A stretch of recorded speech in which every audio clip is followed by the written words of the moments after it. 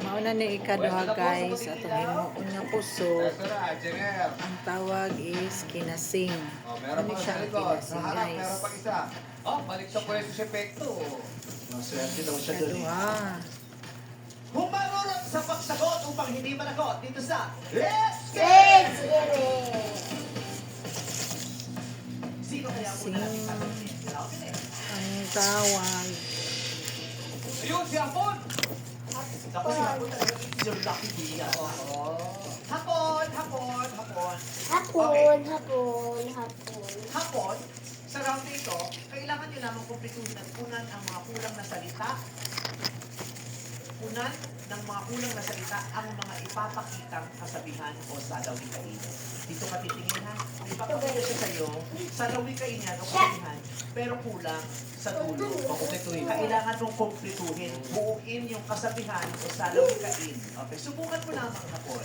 Okay, hapon, ikaw ang una. Ano ba yan sir? Mauna ni siya guys. Ang tawag ani kinasing. So pahutan na lang siya. Binondo. Subukan mo lang sa atin. Dito ka titingin. Okay, hapon, ikaw ang una. Go! Ang hindi marunong lumingon sa pinanggalingan ay... Hindi niya alam. Sikat yung kasabihan niya, bata pa lang tayo. Ang hindi lumingon sa pinanggalingan ay... Stiff neck daw. makuhuli sa Czech Republic.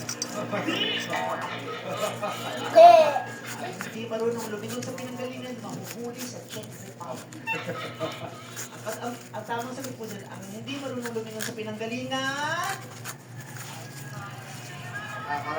hindi makakarating sa paroroonan.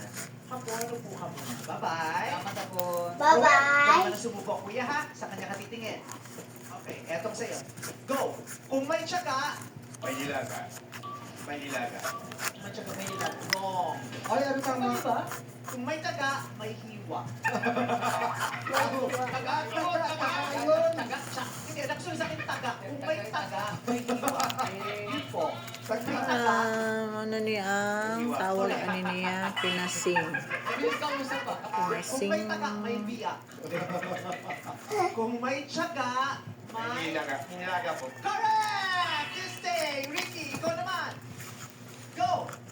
Kapag may itinanim, May maani. May maani.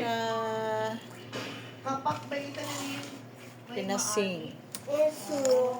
Ang tama po, kapag may itinanim,